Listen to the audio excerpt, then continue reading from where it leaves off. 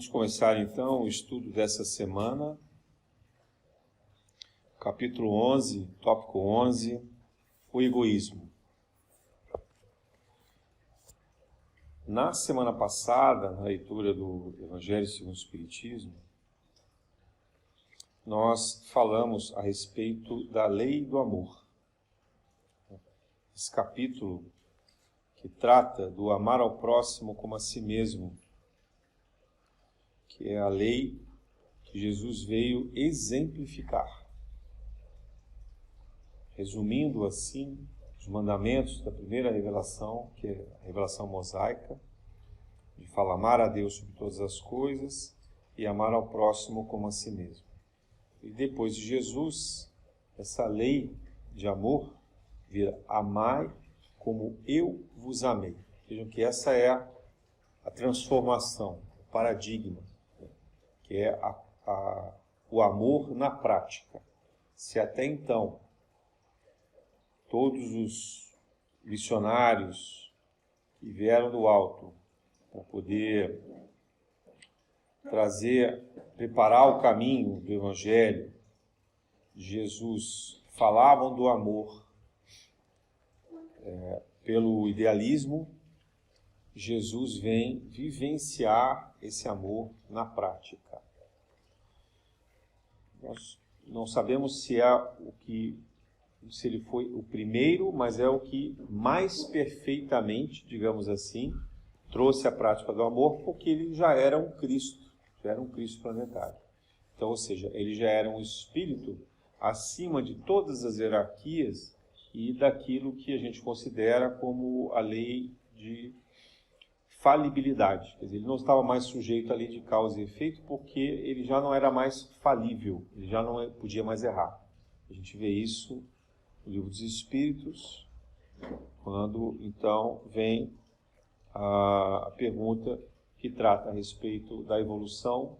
Nós nascemos simples e ignorantes e a gente vai do átomo ao arcanjo, né? Aí, o arcanjo, então, a última hierarquia angélica e portanto, ainda falível, né, de alguma forma. Imagina a gente está bem no início dessa hierarquia no caminho, né? Nós estamos ainda na terceira dimensão, nós somos ainda uma evolução um pouco melhorada do que os animais, né?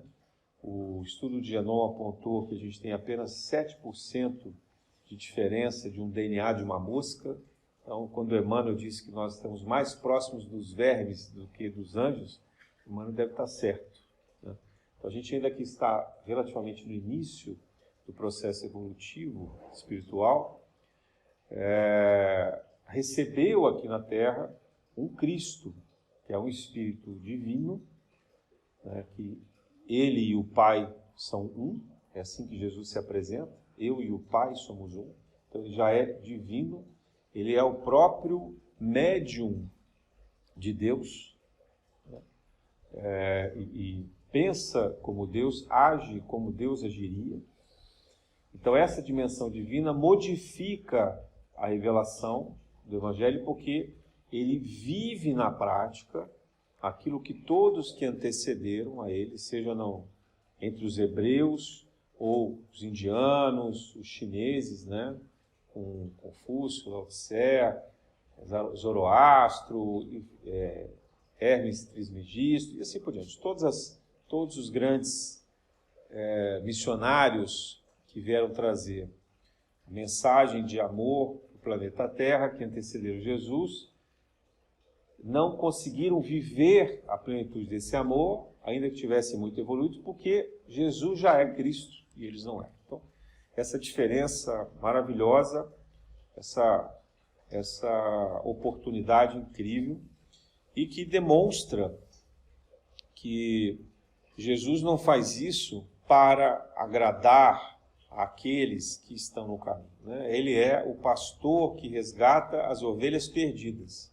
Se ele vem incorporar na Terra, é porque a Terra era o planeta, é o planeta ainda, que contém o maior número de espíritos desequilibrados, o maior número de espíritos perdidos, que estão entre aqueles aflitos que ele narra nas bem-aventuranças. Nós somos os exilados de diversos orbes, espíritos errantes, mas que finalmente estamos despertando. Então, essa consciência que a gente tem hoje sobre a religião, essa vontade que a gente tem de melhorar, essa falha que a gente continua tendo, mas que é uma falha hoje de aprendizado, é uma falha que nos ensina, não é mais aquela falha que causa culpa, que causa revolta, né? É a falha que nos aproxima do Criador. Então, esse momento, ele é importante por quê? Porque a gente está saindo do estágio de expiações e provas. Finalmente, depois de tantos e tantos anos, de tanto sofrimento, a gente está abrindo mão de sofrer, para poder entender e compreender esse amor. E é um pouco dessa trajetória que a gente vai falar hoje aqui, quando a gente está estudando o egoísmo. O que é o egoísmo, na essência? Se a gente falou do amor, então, o que é o egoísmo? Então, Jesus vem falar para os egoístas, né? Ele não fala de amor para aqueles que já sabem amar. Ele vem falar de amor para aqueles que não conhecem o amor ou que não sabem amar. Então, nós somos os egoístas. Onde vem a palavra egoísta? Vem de ego, né? Do eu, ou principalmente da ideia do egocentrismo, ou seja, é o eu no centro de todas as coisas. Os estudos da psicologia, da pedagogia, demonstram que todos nós, seres humanos, na nossa infância, a gente passa por estágios em que a gente tem a certeza que nós somos o centro do universo. Primeiro é a nossa mãe, né? Nós e a mãe somos a mesma coisa. Depois, em um determinado momento da infância, a gente se dá conta que não, que a mãe é um e nós somos outro, né? Então, essa distinção, Lacan chamou de o estágio do espelho, né? A gente percebe, então, que a gente não é mais a mãe. E é natural que o bebê, a criança muito pequena, pense que ela e a mãe são a mesma, porque ela nasceu daquele útero. Então, né, é uma extensão daquele corpo. É difícil o cérebro elaborar sozinho que ele não é mais aquele outro corpo, né? Então, tem um estágio. E quando isso acontece, gera um choque. E é quando a criança começa desesperadamente a chorar, querer a atenção da mãe, porque ela não compreende o porquê que ela teve essa perda, né? Essa mãe que era a plenitude, a completude dela, de repente não é mais. E ela tem que barganhar com essa mãe, e ela barganha fazendo choro, né? Chamando atenção, brigando. Isso vai pela infância um bom tempo, né? Por isso que outro dia eu estava até comentando com uma psicóloga sobre isso, né? E ela lembrou do estágio da criança que vai com a mãe junto para o banheiro. É desesperador, né? O pai também, mas menos, né? A mãe não consegue nem ir ao banheiro sozinha, ela tem que... A criança fica chorando na porta, né? E eu estava comentando com a minha psicóloga que os meus cachorros fazem a mesma coisa. Eles ficam na porta me esperando. Quem tem cachorro sabe, né? Assim, parece que eles nasceram colados comigo. Eu falei, olha, tá aí, ó, tá vendo? É que nem os bebês lá, ó, eles são iguaizinhos. Eles pensam que eles e eu sou a mesma pessoa. Então eles não me largam. Onde eu vou na casa, eles me seguem, atravessam as minhas pernas, né? Vão comigo para a cozinha, vão comigo para a sala. Se eu saio de casa, eles não entendem porque eu estou abandonando eles, porque eles não podem ir junto, né? Então é isso que a gente vê nos cachorros, e a gente vê muito intensamente nos bebês, é o estágio máximo desse egoísmo. Então, quando a gente fala em egoísmo, parece que egoísmo é só a maldade. A gente às vezes tem uma visão tão equivocada sobre a maldade, porque mal, não existe esse mal que a gente imagina assim, como se alguém pudesse ser o mal no antagonismo da bondade divina. Então se tem um Criador que que ele é essencialmente bom, né? Então você tem o mal que é um antagonista. Ninguém consegue ser um Deus ao contrário. Não existe essa hipótese, né? Não tem como você ser Deus ao contrário. Porque não existe como você deixar de ficar no universo que é divino. Não existe o fora do divino, né? Todos nós estamos dentro do divino. Todos nós, os hindus falam de nós vivemos no pensamento de Deus, como se o pensamento de Deus fosse um oceano, né? E nós fôssemos seres habitantes desse oceano. Então, eu gosto dessa imagem. Então, não tem como você estar fora desse universo divino, portanto, não existe o antagonismo. Então, você tem o Deus e o demônio, né? Essa ideia medieval era extremamente equivocada. Causou muitos males para nós. Graças a Deus, a gente está superando isso, né? Então, o que é a maldade? A maldade, ela é a ignorância.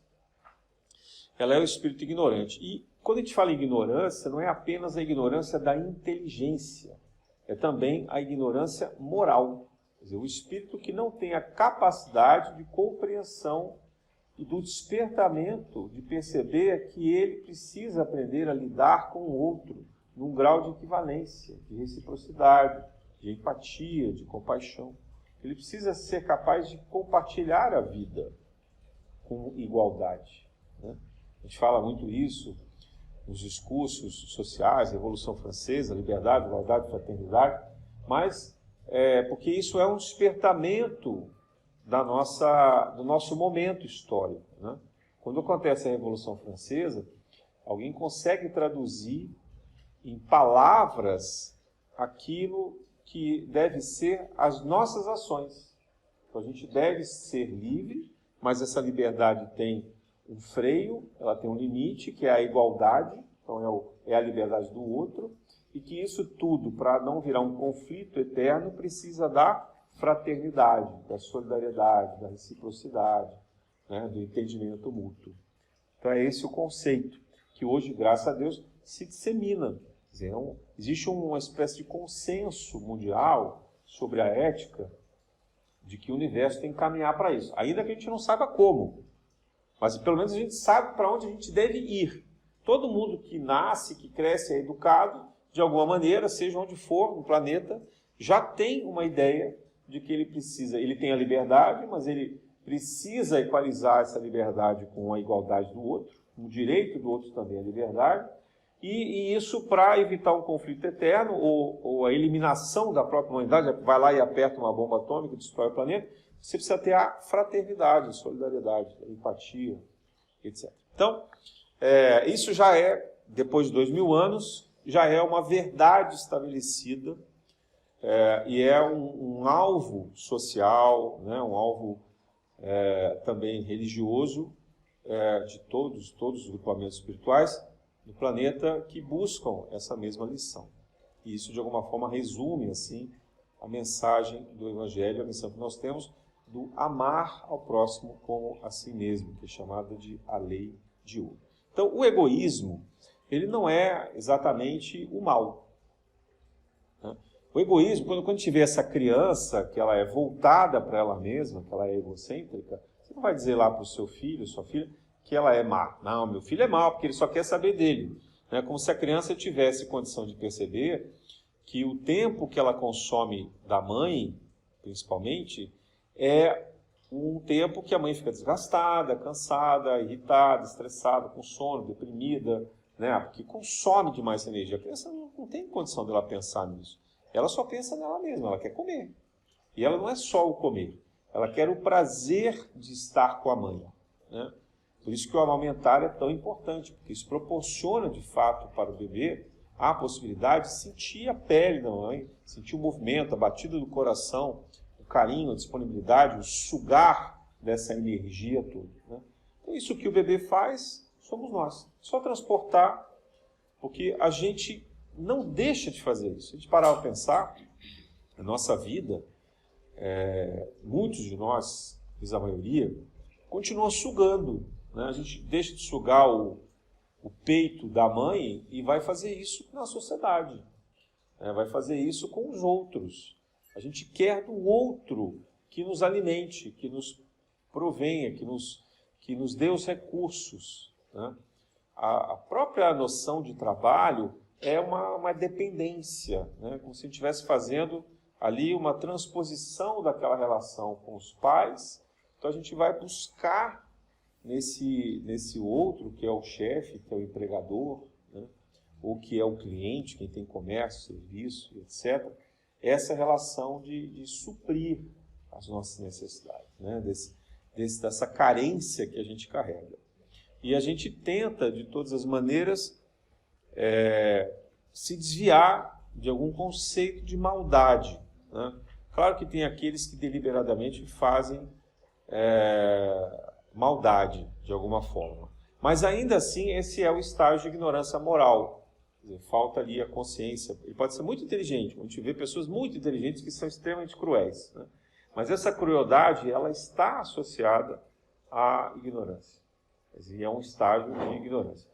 Pelo olhar da espiritualidade, a trajetória desse espírito é de muitos erros, muitos abandonos, muitos sofrimentos. Então ele é muito mais um revoltado espiritualmente do que alguém que seja cruel por si mesmo.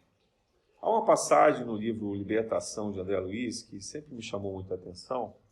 Quando eles chegam lá para investigar aquele que seria o Papa Gregório, eles percebem que mesmo ali, naquilo que talvez também pudesse ser a máxima representação do inferno, uma região abissal, trevosa, né, com aquelas construções obscuras no estilo medieval e práticas de pessoas encarceradas, acorrentadas pela rua, né, levadas que nem cachorros, uma condição extremamente triste, acabrunhada.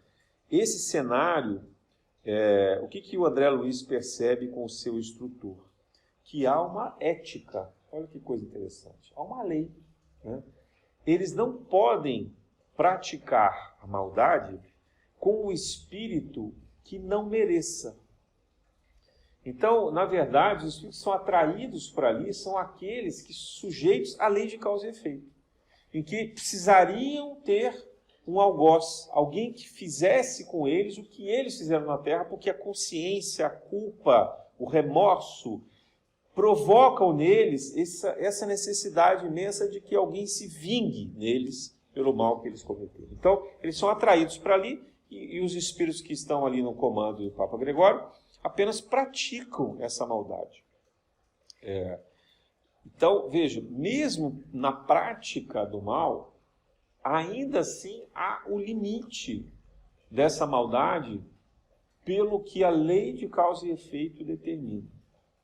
Então, quando a gente fala assim, a maldade, a crueldade é ilimitada, não é ilimitada. E é muito complexo, é muito difícil. Hoje eu nem vou falar muito mais desse assunto, porque só esse assunto já daria uma série de palestras sobre isso. São muitos estudos que são necessários para a gente poder compreender o mal. Mas eu queria dar uma pincelada para vocês poderem entender. Quem tiver curiosidade, recomendo a leitura do livro Libertação, de André Luiz, que ele é muito didático nessa explanação. Ou então também o livro Abismo, do Ranieri.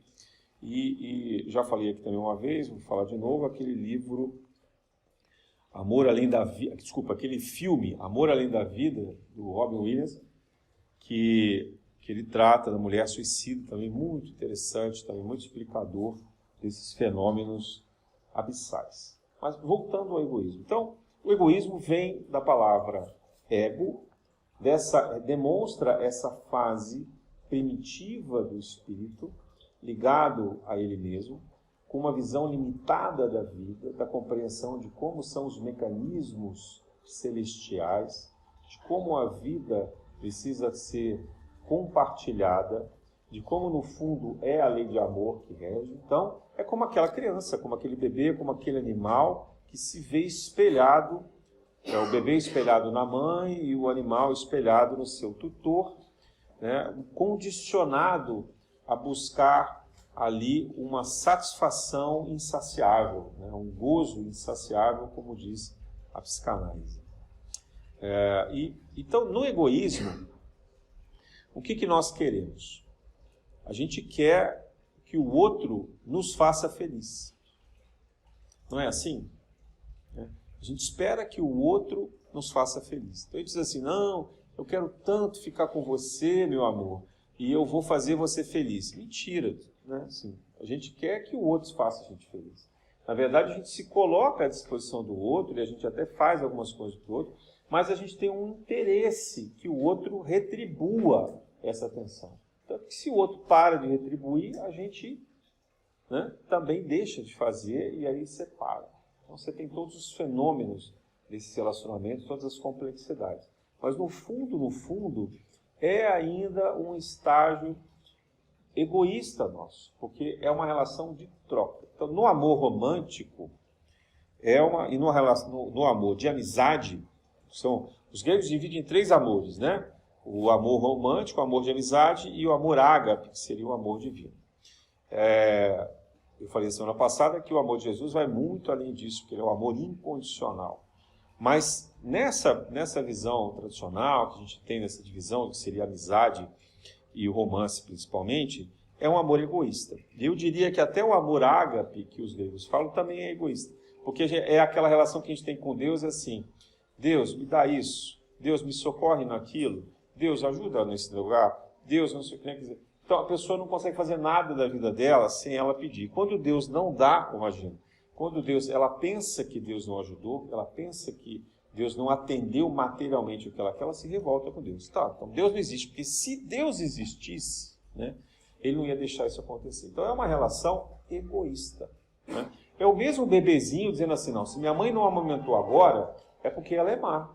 Eu vou chorar, né? Porque o bebê não consegue compreender como assim a mãe não está ali disponível para dar o que ele quer. Para o bebê, a mãe tem que estar 100% do dia disponível. Não existe cansaço, não existe trabalho, não existe outros afazeres. É a atenção plena. Então nós somos assim com Deus. Nós achamos que Deus tem que estar 100% para nos mimar. Né? Não é para a providência divina nos ajudar naquilo que é melhor para nós, como diz o Evangelho, como diz o Pai Nosso, né? Seja feita a sua vontade e não a minha. Venha a nós o seu reino, né? Venha. E não a gente vai querer levar o nosso reino para você. Então, é uma ação egoísta. É uma atitude egoísta. A nossa relação com os amigos, a nossa relação com os nossos romances e com Deus é uma relação egoísta. Assim, nossa, mas você está exagerando. Não estou. E podem perguntar para qualquer psicólogo que ele vai falar a mesma coisa do que eu. Né? Porque nós somos crianças, gente. Nós somos crianças, nós somos carentes. Nós queremos atenção. Os consultórios médicos comprovam isso. Os hospitais também. Trabalhei muitos anos em grupos de hospitais e a gente via que, por exemplo, emergência pediátrica lota sexta-noite, sábado e domingo. Você fala assim, mas por que segunda-feira de tarde não tem nenhuma criança doente? Ela está lá na escola, ela está com a atenção do professor, ela está com a atenção da babá, o que for.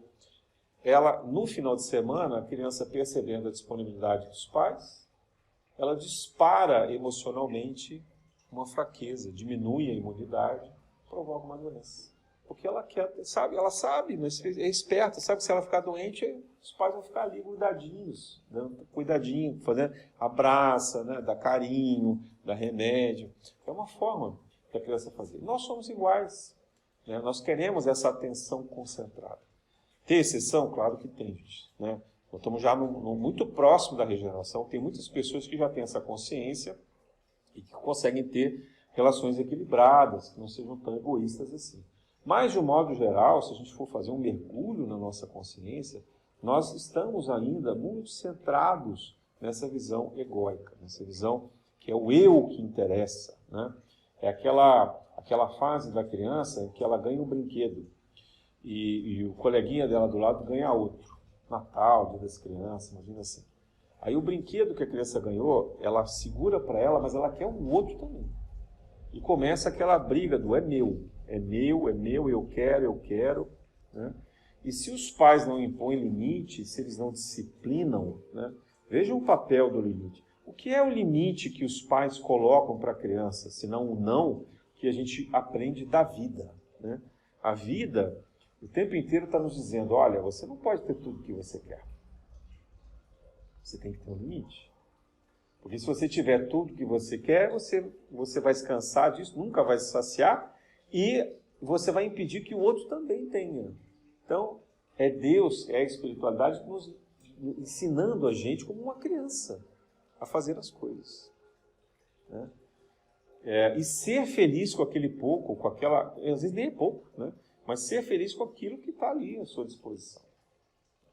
E também ser feliz sozinho, porque é muito importante a criança que aprende sozinha a ficar se divertindo. Quando eu falo sozinha, não é na frente de uma tela de celular, de televisão, de tablet, assistindo um vídeo, ou jogando um videogame. Não, é sozinha, de uma forma lúdica, né? Ela com os brinquedos dela.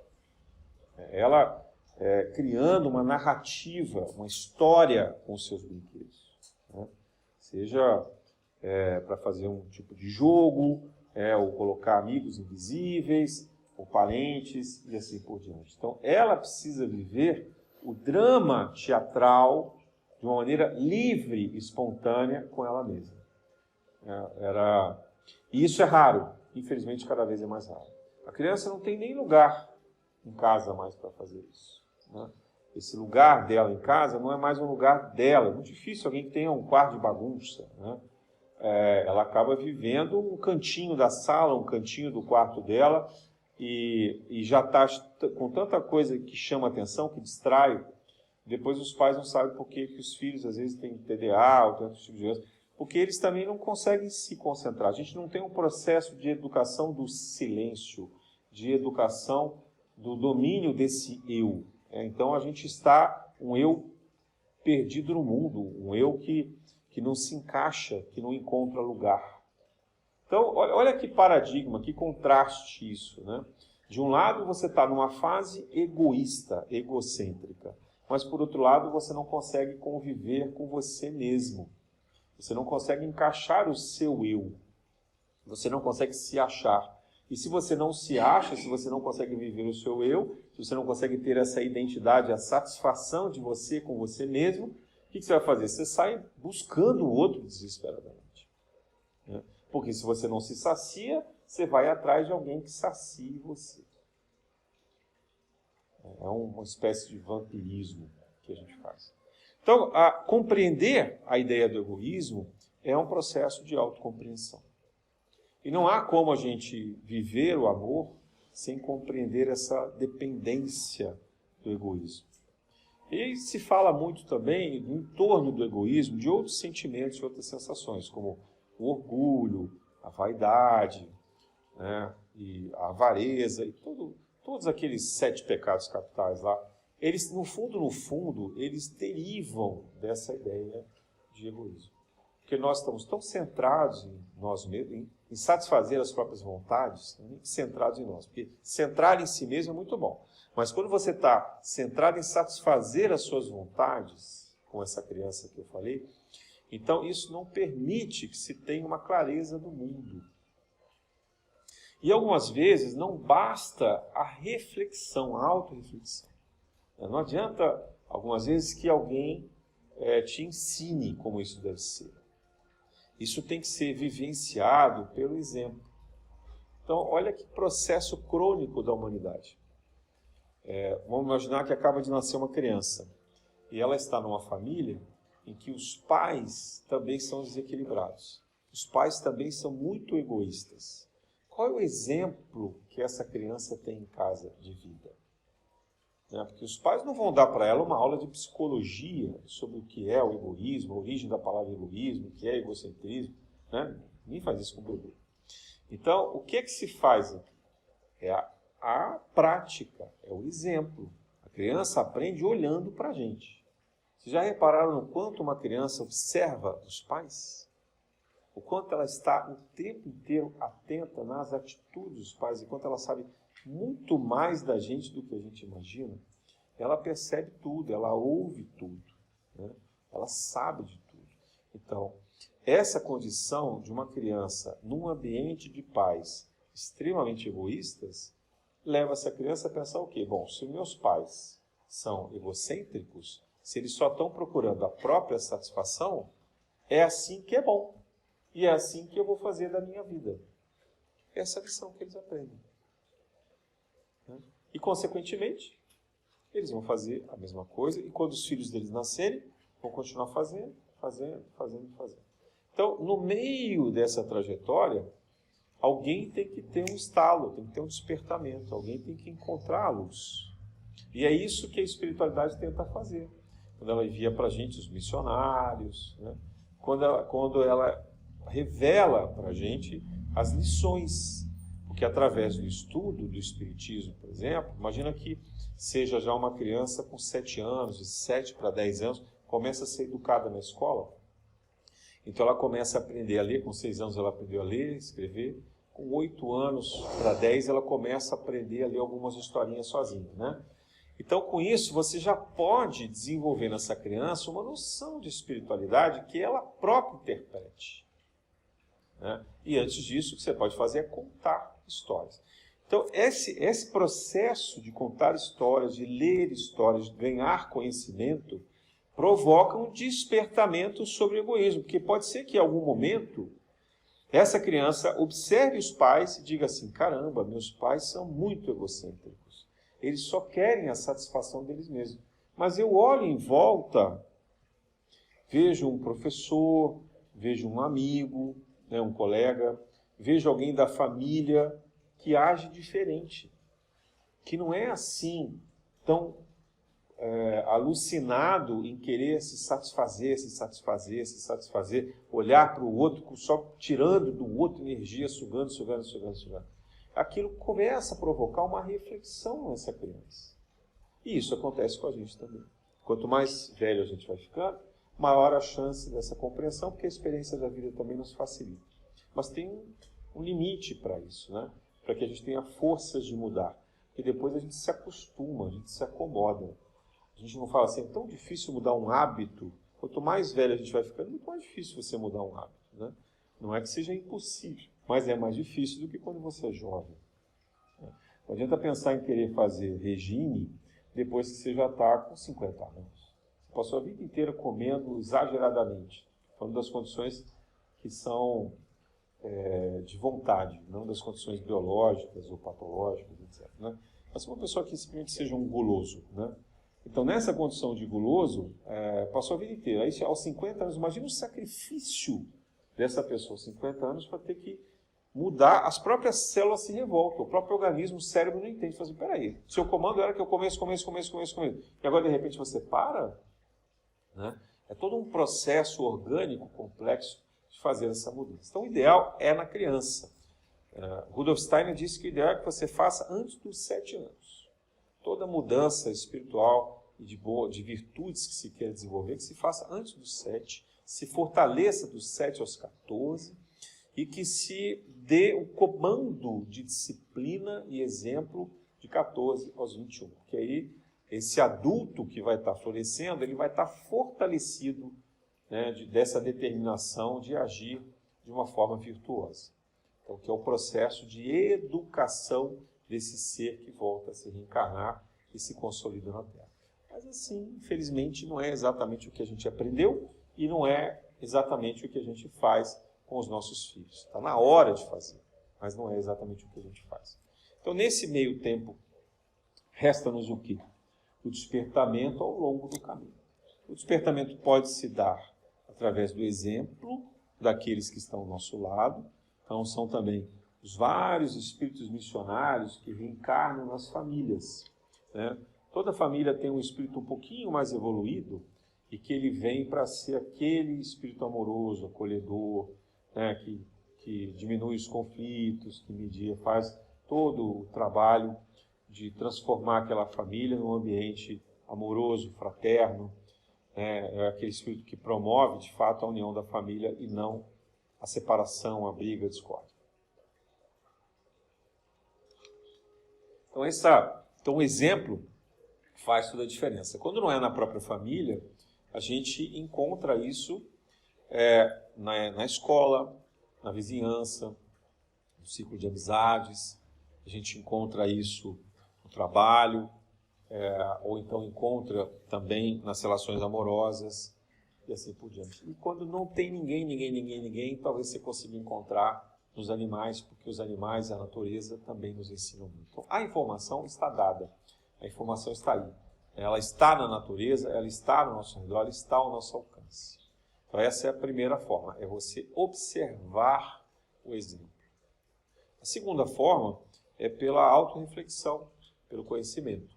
Então você vai ler sobre isso, você vai estudar sobre isso, você vai frequentar um grupo espiritual, um grupo religioso, você vai buscar o que é a ética razoável, né? Que é o conhecimento cívico, participar dos debates de bons comportamentos, de uma boa moral. É um processo mais intelectual. E o terceiro processo é aquele em que você vai buscar um mergulho interior. Então, pode ser o silêncio, como a gente já falou aqui também, uma dessas reuniões, falamos apenas do silêncio, a importância da meditação, do silêncio, da reflexão, dos exercícios como yoga, né? De eu entrar numa floresta, ficar na natureza, o estar sozinho. Então, esse processo de contemplação, silêncio, é uma busca muito importante e que se pode fazer e que há muito aprendizado. É o caminho que as religiões adotaram no processo de criação dos conventos, dos eremitérios, né?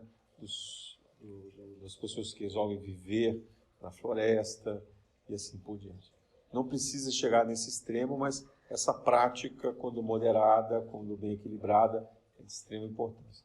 E por último aqui, só para citar alguns exemplos, né?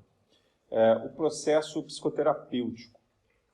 Por que isso é relevante? É tão relevante que existe uma falange na espiritualidade trabalhando com isso há muitos anos, preparando a nossa compreensão, o nosso conhecimento, desde antes de Freud, né, com Mesmer, fazendo o magnetismo animal e o magnetismo de modo geral, preparando o espiritismo, e depois Freud com a psicanálise, todos os psicólogos, Jung, Lacan, né, todos os que vieram depois deles, e hoje também, e agora a Joana de Ângeles, que se prepara para reencarnar, vindo novamente com uma falange gigantesca, para que a humanidade participe de um processo psicoterapêutico coletivo e que a gente entenda que isso é saúde, isso não é doença. Aquela ideia de quem procura um psicólogo está maluco, está doente, né?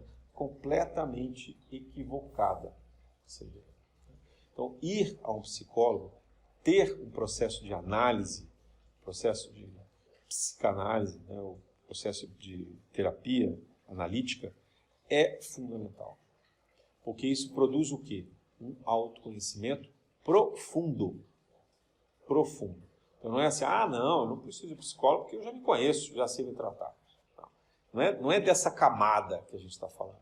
Estamos falando de camadas inconscientes, de traumas, recalques, de questões mal resolvidas que nós não temos nem ideia de como isso é repetitivo, como isso induz o nosso comportamento, como isso produz doença, como isso afasta as outras pessoas da gente.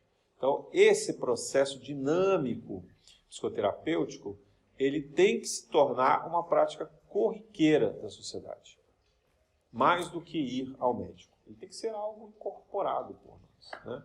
A psicologia vai ser, talvez nessa nova era, uma das profissões mais importantes, que ela vai aproximar o ser humano de si mesmo, fazendo com que ele encontre esse seu ego, esse seu super-eu, né, de uma forma pacífica e conciliada, e não de uma forma onde haja ali um desespero pela saciação de todos os seus desejos, de todas as suas vontades. Já é um ser humano mais desperto olhando para si mesmo. E quando a gente soma a espiritualidade ao processo psicoterapêutico, você vai buscar o quê? A sua consciência que está no seu espírito. E os seus estados emocionais gravados no seu perispírito. Então, olha a amplitude que o tratamento psicoterapêutico associado ao espiritismo pode proporcionar para a pessoa. Falo de espiritismo, mas pode ser qualquer modelo espiritual, né? Sai de uma ideia tridimensional, de um cérebro físico, de uma mente, para uma ideia de um espírito. Então, isso, né, multiplica imensamente a compreensão do ser humano, suas trajetórias, suas vidas pretéritas, seu período de radicidade na espiritualidade e assim por diante. Então, é imensa a chance de cura, né? E quando não for possível a cura em uma encarnação, porque às vezes não é, se a gente está errando em tantas e tantas encarnações, você querer se curar em uma só, não faz sentido, né? Então, você começa o processo de cura. Então, você deixa de ser egoísta em uma encarnação? Não. Você aprende primeiro a despertar sobre esse egoísmo. Você começa a ter noção do que é egoísmo e que você é egoísta. Aí você tem que conviver um tempo. Várias encarnações dizendo, eu sou egoísta. Então, opa, tem um freio. Olha, isso aqui é egoísmo. Segura, né? Aí você vai treinando. As pessoas te ajudando, as pessoas reencarnam com você, você erra, começa de novo, faz besteira, mas vai ganhando consciência. Chega um determinado momento em que isso automatiza o teu processo de agir. E aí você já não é mais tão egoísta. E no momento que você deixa de ser egocêntrico, ser egoísta, egóico, voltado para a satisfação das próprias vontades, dos desejos, você começa a olhar a vontade do outro. Você começa a olhar a necessidade do outro. E depois você começa a olhar a necessidade do coletivo. Então, sabe, não faz muito mais a diferença, né? Vou aqui até dar um exemplo de caridade. A gente aqui na Casa Espírita fala muito assim, tem que fazer caridade. Fora da caridade não há salvação. Até na caridade a gente é egoísta. Olha que coisa incrível. Por que a gente é egoísta? Porque a gente quer escolher o que fazer, quando fazer, de que maneira fazer e para quem fazer. Então a gente não se contenta. Não é aquela coisa assim, não, eu quero fazer algo para o mundo, porque eu sei que é importante, vou olhar aqui do meu lado, ao meu alcance, quais são as necessidades e vou ali socorrer a essas necessidades. Não importa quem é a pessoa que precisa, o que ela está precisando, eu vou buscar, naquelas condições que o mundo me apresenta, a melhor maneira de poder contribuir com isso. Eu não estou falando de dinheiro, né? Pode ser tempo, atenção, carinho, cuidado, pode ser um monte de coisa. Também dinheiro, né? Só que, como a gente é egoísta, a gente diz, não, eu vou escolher. E aí não acha nunca, né? Porque alguém já encontrou um processo, um projeto voluntário ideal, maravilhoso, lindo, maravilhoso, assim, você fala, não, sempre tem problema, sempre tem defeito, sempre tem uma dificuldade, sempre tem uma pessoa lá que atrapalha, sempre tem alguém que vai contrariar a gente, sempre tem um horário, um dia, uma forma, né? Aqui é um médium também, né? Estou falando aqui da caridade material, mas pode ser a caridade espiritual. É o médium pipoca, né? Ele está o tempo inteiro pulando de centro em centro, né? Ping-pong. Ele não para, por quê? Porque nunca vai ter um centro ideal. O problema não está no centro, o problema está nele. Porque ele não está bem, ele não está satisfeito. Então não tem lugar bom no mundo, né? Qualquer lugar que ele for, ele está infeliz, porque ele é egocêntrico. Ele quer satisfazer as necessidades dele, ele está ali para que ele seja valorizado, que ele tenha um cargo para ocupar, ele acha que ele é importante, ele tem que receber a Bezerra de Menezes, Chico Xavier, né? Então ele acha que ele não está ali para... Imagina se ele vai se submeter a receber um tranca-rua, né? Se vai receber ali, né, um espírito trevoso, né, um obsessor. Não, ele quer passar mensagens lindas e maravilhosas, assinadas por entidades famosas, importantes, que todo mundo diga, esse médium é incrível, ele é a própria reencarnação de Francisco de Assis, né? Então, assim, isso é egoísmo. E ele pode ter um talento maravilhoso, porque a mediunidade é talento, é uma característica humana encarnada, é uma espécie de paranormalidade. Então, a mediunidade não é uma bênção divina, de um carimbo que diz, esse fulano aqui foi o escolhido, ele está evoluído, e é maravilhoso, e vai alcançar o reino dos céus. Não, nada, absolutamente nada a ver com isso, né? Então é só uma instrumentalização, na verdade é uma responsabilidade, porque como ele deve muito, a espiritualidade permite que ele possa retribuir muito, que ele possa dispor de muitos recursos para diminuir os males que ele cometeu. Então é uma atitude egoísta. Então a gente fala assim, mas na casa espírita tem muito egoísmo? Muito egoísmo. Nós, quando a gente olha para a gente mesmo, fala, caramba, no fundo, será que eu estou querendo aparecer? Será que no fundo eu quero que as pessoas olhem para mim, me admirem, né? Ou que prestem atenção em mim? Às vezes é só isso, prestem atenção em mim, eu não consigo atenção em casa, não trabalho em nenhum lugar. Aqui na casa espírita eu consigo atenção, eu faço um monte de movimentos, eu sou aquele médico que incorpora, levanta, né, faz aquela coisa toda. Então, com isso, ele recebe a atenção. E aí ele satisfaz essa carência psicológica dele. Veja quantas coisas. Por isso que a gente diz que também na mediunidade ainda tem muito animismo, né? Muita influência do próprio médium. Porque é o médium tentando resolver as suas carências, gente. No fundo é isso, né? Então, seja na mediunidade, seja no trabalho de caridade material, há muito egoísmo. O egoísmo nesse sentido, de que as pessoas estão voltadas para atender às próprias necessidades. É o amor por interesse. E é isso que Jesus tenta nos ensinar. Porque amar ao próximo como a si mesmo é ser capaz de amar sem interesse. É ser capaz de não condicionar esse amor. Olha, eu não estou te dando amor porque eu quero algo em troca. E voltando aqui na relação de amizade, voltando na relação do romance, quando a gente diz assim, olha, somos amigos, você é minha melhor amiga, amiga, maravilhosa, incrível, best friends. Mas você está dizendo o quê? Que a amiga tem que ser amiga. Você espera que na hora que você estiver mal, que estiver com problema, que essa pessoa seja sua amiga, ou amigo, seja, né? Então você quer o quê? Reciprocidade. Mas na verdade não é nem reciprocidade, não. Se você botar na balança, ela tem que ser muito mais a sua amiga do que você vai ser capaz de ser amiga dela. Então é uma relação de interesse, porque tem troca envolvida. Não é amor. Desculpa se eu estou desiludindo aqui alguém. Não é amor. Não é amor. Nem de longe isso é amor.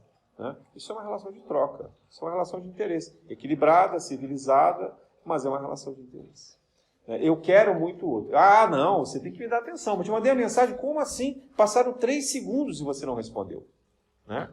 Isso quando não passam 3 dias. Então, o desespero, né, da atenção, dos comentários, das coisas. Agora com rede social isso virou uma febre, porque é horrível. Você tem que seguir a pessoa em 30 aplicativos, né, que tem de rede social e curtir a pessoa em todos e ainda comentar, compartilhar. Então a amizade agora, a prova da amizade, ela é pela intensidade com que você participa das relações das redes sociais. Né? Se você não participa, você não é. E mais, você ainda manda a mensagem reservada, privada, né? Que é para a pessoa ver que você viu, que você gostou. Né? Ou então a pessoa publica, como eu vejo várias vezes, a pessoa publica no Instagram, publica no Facebook, depois ela põe no grupo de família, põe no grupo de amigos, põe no grupo da vizinhança e manda para você no privado. Quer dizer, para ter certeza que você vai ver, né? Nem que você não queira.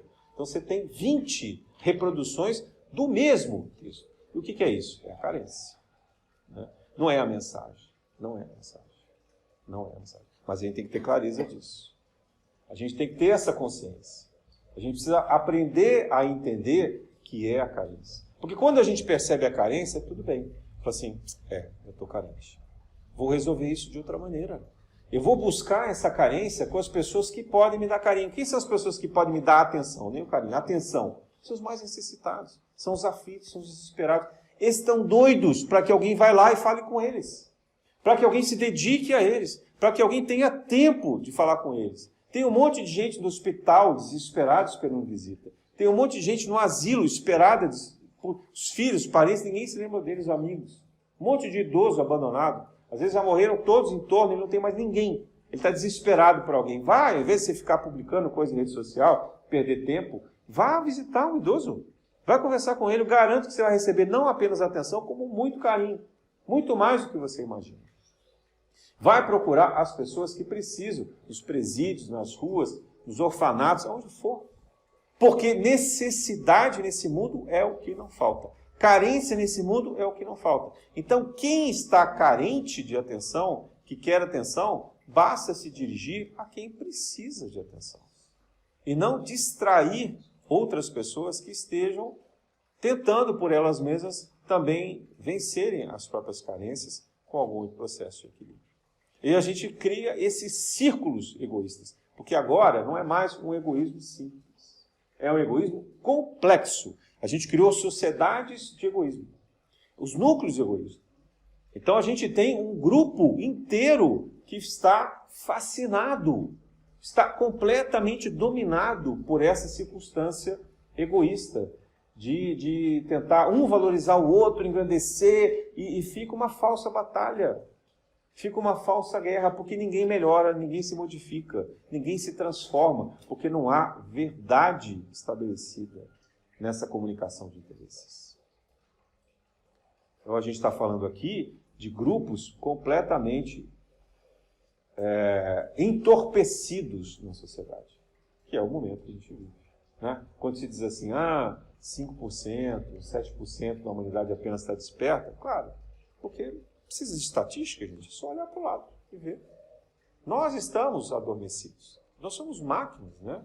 A gente acorda de manhã, feito um zumbi, faz o café, come alguma coisa, cumprimenta ali quem está do lado, se troca, né? Pega lá o meio de transporte, vai de carro, vai para o trabalho, chega lá, abre o nosso computador, começa a fazer um monte de coisa repetida, que você acha que é importante, você nem sabe direito para que serve aquilo. Né? Quem viu a série Ruptura, né? Assista a série Ruptura. Nós somos autômatos. Né?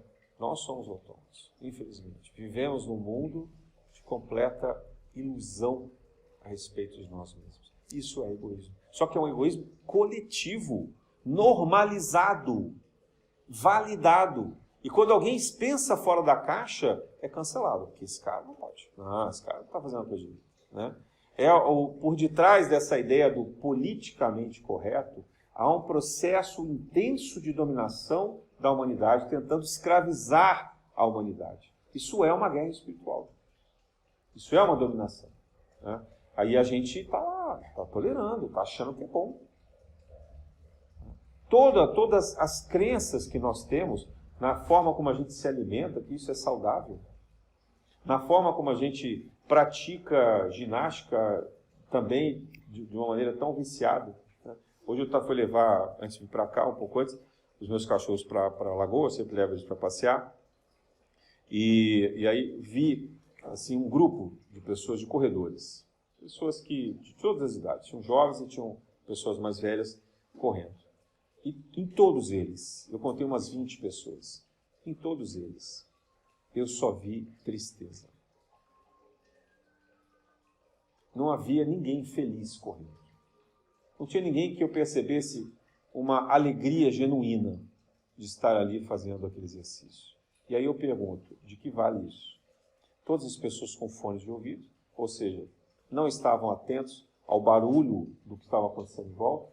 Né? Tem vários animais ali na lagoa, muitos pássaros, de vez em quando tem capivara, tem crianças correndo, tem os cachorros latindo, né? Tem pombos. Então a natureza ela é rica ali no entorno. Tem as pessoas estão falando, algumas conversando. Então você estar atento a isso também é uma forma de sintonia com o universo. Mas não, então você se fecha num fone de ouvido, e você começa a fazer um processo de exercício exaustivo. Você fala assim, mas vai me dar endorfina. Tá bom, o hormônio vai ser produzido. Você vai ter prazer. Não disse que as pessoas não estavam sentindo prazer, mas as pessoas estavam tristes. E há uma tremenda diferença de bem-estar entre você fazer uma atividade que te traga alegria e, portanto, ela é antioxidante, e ela, por si só, movimenta a produção de hormônios, equilibra essa produção de hormônios e faz com que você produza um movimento harmônico. Então, você pode fazer ginástica, fazendo caridade, ou fazendo bem, ou contemplando, ou ouvindo o silêncio, praticando o silêncio, mas um silêncio que seja de verdade, que seja introspectivo, de contemplação e autorreflexão, mas não uma fuga.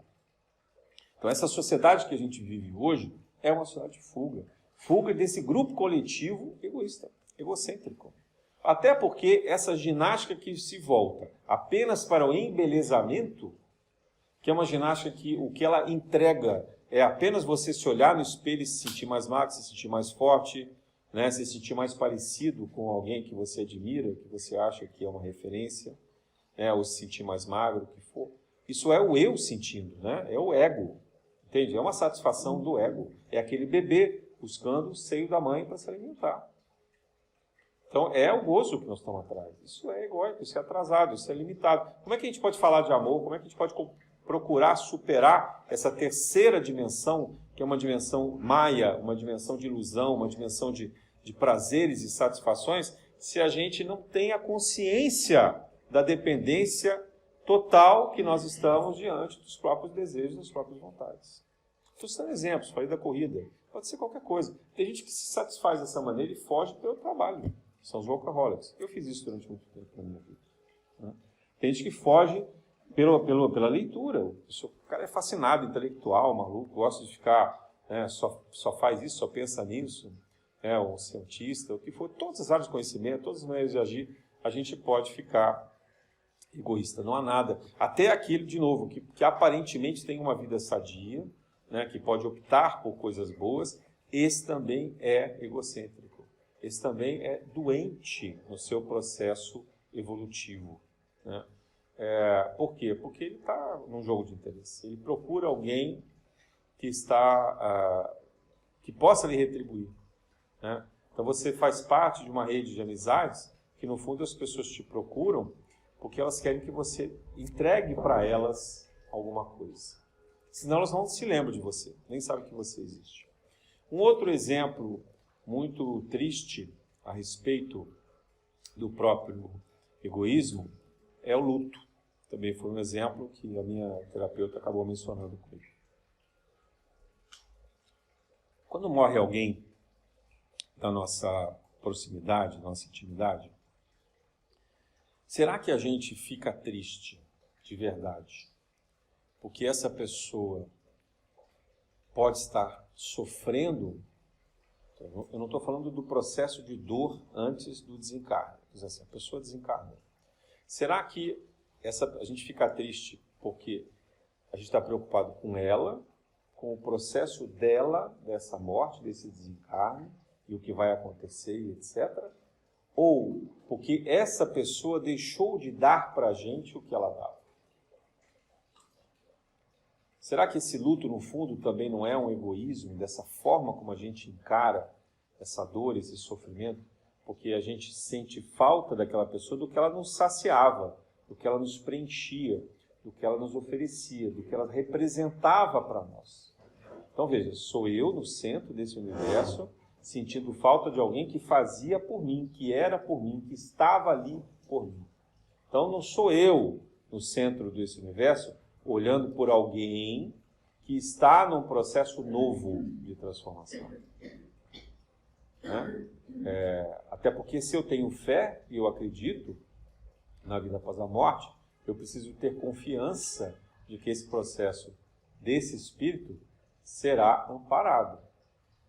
E que eu posso fazer muito pouco por ele aqui, distante, se não rezar. Né?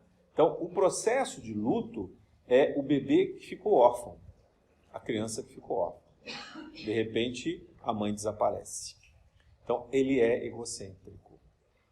Ele é centrado nele mesmo. Ele não consegue, o bebê não consegue saber, pensar, não, mas minha mãe, o que aconteceu com ela? Não, ele diz, cadê minha mãe? Cadê minha mãe? Cadê minha mãe? Né? Que é o choro do bebê quando a mãe vai trabalhar, que é o choro do bebê quando o bebê está lá no quarto dormindo sozinho de madrugada e ele acorda por alguma razão e a mãe não está do lado dele. Então é esse mesmo, igualzinho, é o mesmo sentimento que nós temos. Então nós estamos egoístas. Né? Mas, de novo, não é um mal. Não adianta a gente carimbar e dizer, o egoísmo é um mal, né? Um pecado. Não, não é isso. O egoísmo é um processo ainda primitivo do despertamento, mas necessário.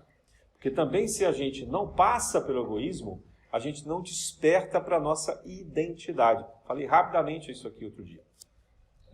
Quando você entra numa fase egoísta, é porque você descobre que você é você mesmo.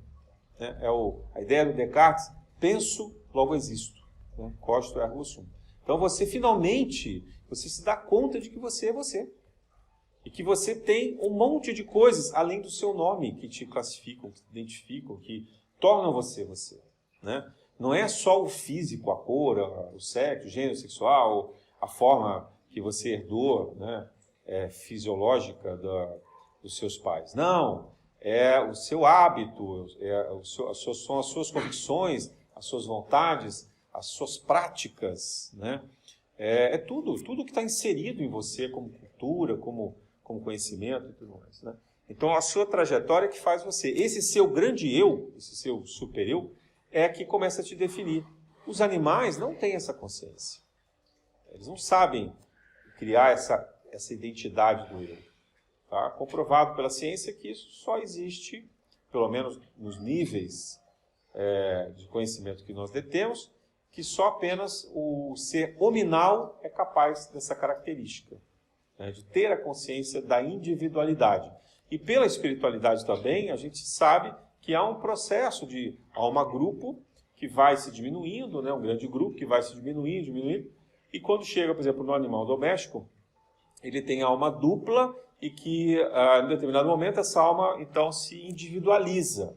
E ele passa a ter consciência de si. Então, o egoísmo é importante, ele é obrigatório. Não há como você passar pelo processo evolutivo sem que você tenha egoísmo. Ele é uma fase. Agora, a pergunta é, há quantas encarnações você continua sendo egoísta?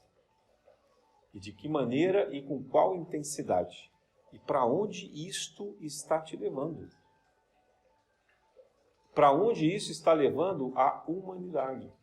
Porque ter a consciência do egoísmo não é tão difícil assim. A gente está numa fase que dá para ter consciência do egoísmo. A pergunta é, o que você vai fazer com isso?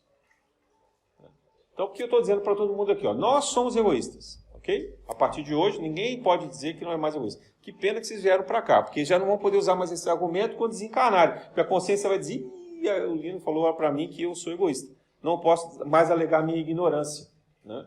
Eu descobri que eu sou egoísta. Então, se nós sabemos que nós somos egoístas, a pergunta é, o que nós vamos fazer com isso? O que isso muda na relação, nas decisões individuais, no comportamento que a gente assume, nas nossas relações interpessoais e nas nossas relações com a natureza? Vou falar de novo aqui, começando pela alimentação. Depender de uma alimentação que causa mal a um animal é egoísmo.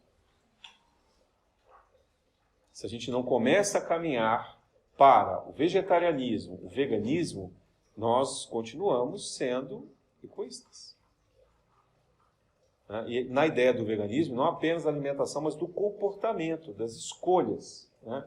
Porque você tem que ter toda uma cadeia produtiva que ela seja ética, que ela seja coerente. Então, isso é assim, para ontem. Nós temos que mudar totalmente. A ideia do consumo exagerado, por exemplo, de combustível, é extremamente egoísta. Então, ir de carro sozinho no trabalho é uma atitude absolutamente egoísta. Ah, mas eu estou lá no meu conforto, no ar-condicionado, ouvindo a minha música, eu saio na hora que eu quero, volto na hora que eu quero. Ok.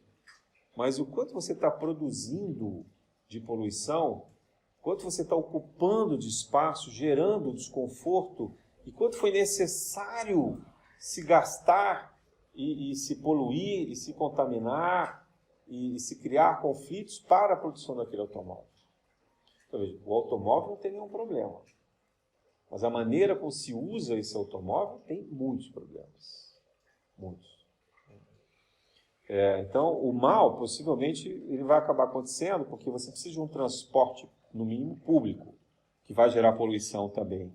Mas é diferente você botar 60 pessoas dentro do transporte público ou você ter um veículo com uma bicicleta, uma desse ciclomotor tal que é elétrico, tal que consome menos e produz menos mal para a sociedade. Então são opções, o andar a pé, né, que seja. Então são opções que a gente transforma desse egoísmo que passa a ganhar uma consciência de si mesmo. Então veja quantas coisas a gente pode fazer, né? As escolhas de marcas, as escolhas de comportamento em geral, né? De todas as coisas que a gente pode fazer.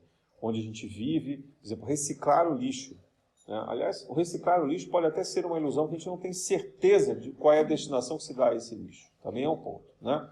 E comprar mesmo essas sacolas plásticas que são recicláveis, elas também criam microplásticos que estão contaminando o oceano, isso também já está demonstrado. Mas a atitude já demonstra, né? Lembra que nós estamos num processo. Ninguém vai deixar de ser egoísta em uma única encarnação, então não vai deixar de ser egoísta em um único dia. Mas você ganhar consciência do seu gesto e ir modificando o seu gesto faz toda a diferença. E isso modifica o planeta. Porque quando você começa a incluir o outro na sua perspectiva, você começa a gerar empatia, você contamina também as outras pessoas com essa sua empatia. Você contamina com essa compaixão que você produz. Você chama a atenção. Né? A gente, quando vai lá no café da manhã, estamos lá no grupo, fazendo um café, a gente faz uma propaganda aqui. Vira e mexe, aparece alguém e pergunta, olha, eu queria ajudar, como é que a gente pode fazer? Não é isso, né, que a gente vê lá? Não é isso, cara? Quer dizer, ninguém está fazendo propaganda. A sua atitude muda o mundo. Né? A forma como você se apresenta, como você comporta, como você simplesmente pensa e faz coerentemente. Então, de novo, né, a mensagem de Jesus não é nada grandioso, não é nada muito difícil, não é muito complicado. Amar ao próximo a si mesmo é assim, começa a se amar. Começa a dar conta do seu egoísmo, a perceber de fato como você se ilude, como você complica a sua vida, como você torna ela muito mais difícil e como você só busca a sua satisfação própria, desesperadamente. Larga a mão desse gozo exagerado. Vai olhar para o mundo, para os outros, e aí você vai aprender a olhar para si mesmo, mas é o seu verdadeiro eu. É o seu eu, aonde nesse eu está o Criador. Esse eu que é a fonte criadora de todo o universo e que é capaz de suprir tudo em abundância, em bondade, em paz, em serenidade. Mas sem olhar para si mesmo, a chave está no nosso coração, a chave somos nós. A chave somos nós mesmos. É o mergulho. Então, o eu não está errado, o eu não é o problema. É o eu voltado para a própria satisfação desesperadamente. Isso é o problema. É o eu que ignora o mundo, é o eu que ignora os outros, que ignora e acha tudo menos importante do que está do nosso lado, do nosso entorno. É o sentimento do pertencimento do todo. É o que a fraternidade branca chama do eu sou. Ou nós somos um. Essa ideia de unidade. E de você voltar para o budismo fala disso. Você tem que. Qual é o problema da evolução? Todo o processo de evolução, o marco do budismo. O budismo nem fala de Deus. O budismo fala assim, nem se preocupa com Deus, porque não dá nem para você pensar em Deus ainda. Faz o seguinte, começa a pensar no seu ego. Trata o seu ego. O seu problema é o ego. Quando você resolver o ego, e aí você atingiu o nirvana, aí você vai pensar em Deus. Porque até então, mesmo quando você pensa em Deus, você pensa em Deus pensando em você. Porque é o Deus que você pede. É o Deus que vai atender os seus desejos. É o Deus mãe. Mãe mimadora, que você imagina que seja. Ou um pai castrador, que pune também. Mas, da mesma forma, é o egoísmo, é o ego. Então, a nossa capacidade mental, intelectual, é muito difícil extravasar, para abstrair para um Deus que seja não personificado, de um Deus que ama, que é pura bondade, que é pura energia. Por isso que Jesus fala assim, chama Deus de Pai. Não é interessante isso? Eu estou dando tantos exemplos aqui da psicologia, e Jesus falava assim, chama Deus de Pai. Ele podia ter dito, chama até Deus de Mãe, porque era a mesma coisa. Porque a gente está assim, olha, você está tão numa fase carente, está tão egocêntrico, que é melhor você chamar Deus de Pai. Porque aí pelo menos você vai sentir o afeto, você vai sentir o amor, o amparo dele. Você não vai conseguir abstrair mesmo, mas sente esse amparo, sente ele perto de você. Ele está lá no céu, como um bebê pensa que a mãe está no céu, né? Porque o bebê olha aquela mãe gigante. Olha a proporção de um bebê olhando uma mãe, um pai, gigante. Então é assim, Pai nosso que estais nos céus, né? É a mesma proporção. A gente olha assim, cadê Deus? Deus está lá em cima, gigante, né? Ele está lá nos céus. Então Jesus usa a mesma ideia, né? Pai nosso que estais nos céus. Santificado seja o seu nome também, né? Porque é uma coisa grandiosa, né? Mãe. Então quando a criança fala mãe, aí todo mundo chora na casa, os avós, padrinho, madrinha. Todo mundo chorando porque a criança finalmente falou alguma palavra. Ela nem sabe o que ela está dizendo. Mas ela vê que agrada e ela repete. Porque o que interessa para ela é o gozo. Ela quer a atenção da mãe. Não é a intelectualidade. Nós estamos no mesmo processo. E às vezes a gente acha que agrada a Deus ficar fazendo um monte de rituais. Então a gente entra num fanatismo. Por quê? Porque a gente está na mesma fase do gozo. A gente quer agradar a Deus porque Deus devolve para a gente. É isso que não funciona. A gente tem que sair desse eu que quer tudo. E começar a perceber que o outro também quer, o outro também precisa, o outro também está carente. E o nosso processo de consciência não é ficar satisfazendo a vontade do outro, não. Não é ser babá desse outro. É dar o cuidado e a educação. Né? É a educação que liberta. Ela esclarece e ela liberta. E aqui eu estou me lembrando um pouco de Paulo Freire. Né? Então, porque nós somos os oprimidos. Mas nós precisamos ganhar essa consciência libertadora. Que é uma consciência de coragem. Coragem, gente. Nós somos espíritos medrosos. O medo é uma das maiores doenças associadas ao egoísmo. Porque se a gente pensa no egoísmo, a gente entende o medo. O que é o medo? O medo é a vontade, a sensação que aquele bebê tem de perder o que ele acha que é dele. Então esse é o medo. Nós estamos querendo correr atrás das coisas e achamos, mas e se não vier? E se não acontecer? Mas e se aparecer alguma coisa que vai ameaçar? Mas se tiver esse i que a gente põe na frente é o i contra o eu. O eu que quer, o eu que precisa, que acha que precisa, né? O eu que deseja muito e que tem uma ameaça para isso não acontecer. Isso é o medo. O medo também é sintoma de egoísmo. E a humanidade vive um medo profundo. E a gente adora o medo. Notícia que vende é notícia que dá medo. Né? Veio lá, desculpe a expressão aqui, mas uma pessoa completamente fora de si na ONU para dizer que nós estamos a um erro mínimo possível de uma guerra nuclear. Como é que uma autoridade pública, que é, né, o número 1 de um organismo mundial, com audiência mundial, vai botar o medo nas pessoas dessa maneira? É uma atitude absolutamente irresponsável. Até porque, que certeza ele pode ter que hoje, de fato, isso está tão diferente do que já não foi nos últimos 80 anos. Desde que acabou, desde que nós estávamos na Segunda Guerra Mundial, que já tinha bomba atômica. Então é uma tremenda de uma irresponsabilidade. E o que os jornais fazem? Multiplicam. E as redes sociais multiplicam. E os WhatsApps multiplicam. Então o mundo vai acabar, porque vai ter uma guerra nuclear. Gente, qual é o benefício disso? Ou isso é também um espelhamento dessa própria condição egocêntrica, dessa pessoa que quer audiência? Quer que todo mundo diga, então você é o máximo, que obrigado por você ter avisado que eu posso morrer. Né? Porque é isso que ele está dizendo. E os jornais que vão ganhar dinheiro com isso. E o dinheiro, o fluxo do dinheiro, ele é todo egocêntrico. Né? Para que você quer ganhar dinheiro? Você quer satisfazer a sua vontade, o seu desejo. O dinheiro te dá a chance de comprar coisas. Comprar coisas é comprar chupeta, gente. Desculpa, é a chupeta. Né? O carro é chupeta, o vestido é chupeta, né? O chocolate é chupeta, tudo isso é chupeta. No inglês é mais legal porque chama pacifier. Pacificador. Né? Então, assim, é uma pacificação. O dinheiro, ele proporciona a pacificação do egoísta. Então, por isso que todo mundo quer dinheiro. Porque aí você, pelo menos naquele instante, você ganha uns créditos de satisfação. Produz ali alguns hormônios que te deixam aparentemente feliz. Vai durar pouco, mas depois você compra outra coisa, fica feliz de novo. Né? Chegar em casa cheio de sacola, cheirosa, perfumada, bonita, né? Com todas as coisas novas que você vai botar no armário, nem vai lembrar que você comprou. Porque depois que você tirou daquela sacola e você pendurou, acabou a graça, né? Acabou a graça. Você já está pensando no próximo. Aquele ali já era. É um prazer.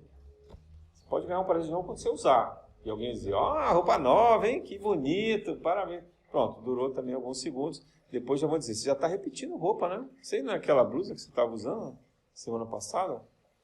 Veja com esse processo gentil. Você, poxa, mas não tem nada de bom nisso? Tem, claro que tem, gente. Né?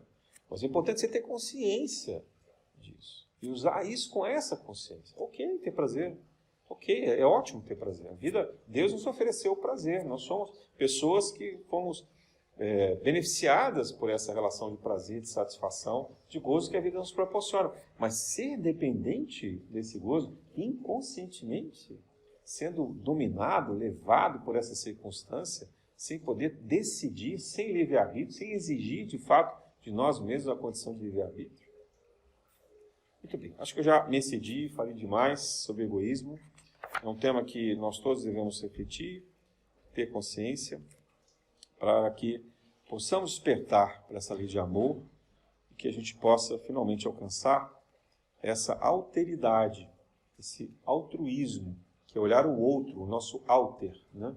O nosso outro, e com isso progredir espiritualmente na direção daquilo que Jesus veio nos revelar pela sua palavra de amor e bondade. Na graça de Deus.